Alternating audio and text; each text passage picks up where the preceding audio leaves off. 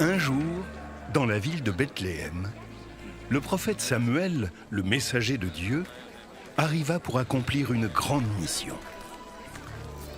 Il devait désigner celui qui serait le futur roi d'Israël. Samuel salua la foule.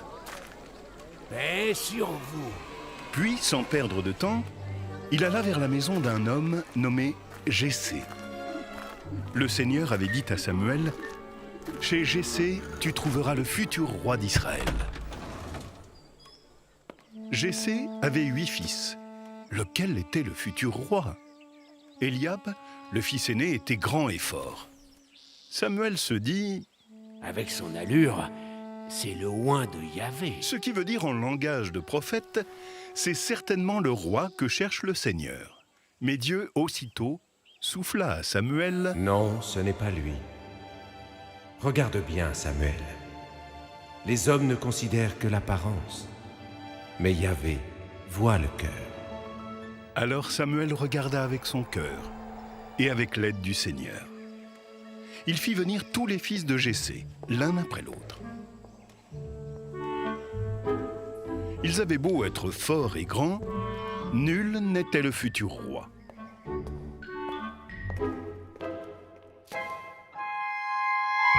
Es-tu sûr de n'avoir pas oublié l'un de tes enfants? Tu as vu mes 7 fils en âge d'accomplir la mission voulue par Dieu.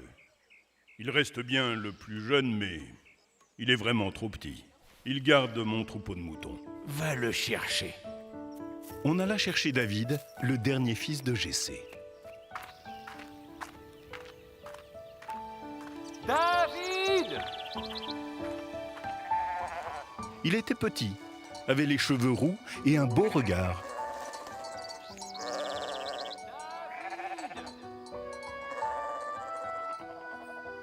Dès que Samuel le vit, il sut que c'était le futur roi.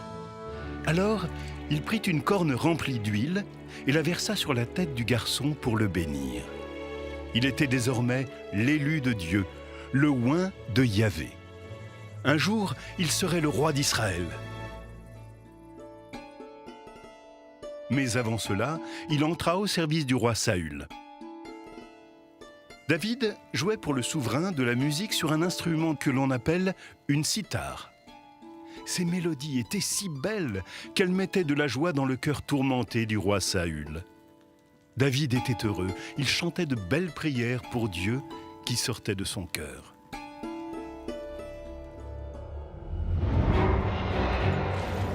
Un jour, les ennemis du royaume, les Philistins, déclarèrent la guerre aux Israélites.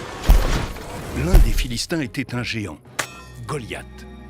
Il était armé d'une cuirasse à écailles, d'un casque de bronze, d'un grand sabre à lame recourbée et d'une énorme lance. Je lance un défi.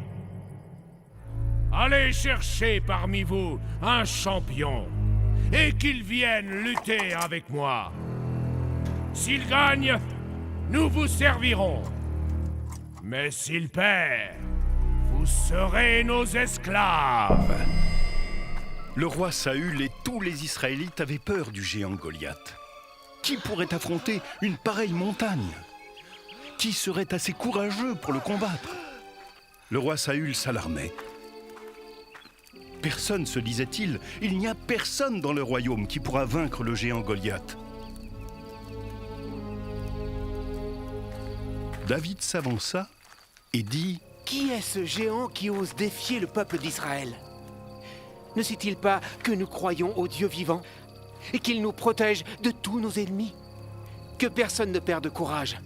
Avec la grâce de Dieu, je vais combattre le géant. Le roi Saül regarda David, son petit musicien, et lui dit: Tu ne peux pas, David. Tu n'es qu'un enfant.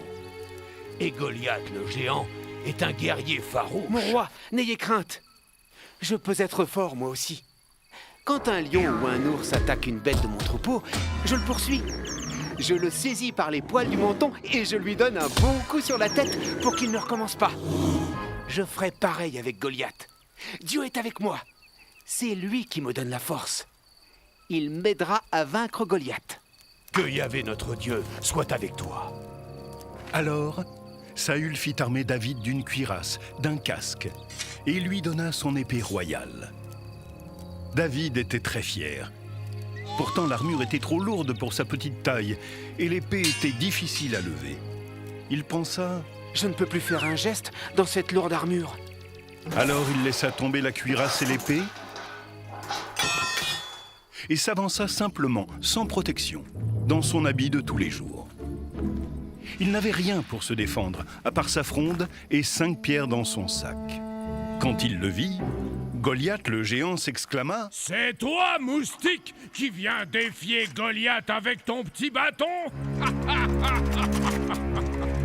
Tu penses me chasser comme un pauvre chien?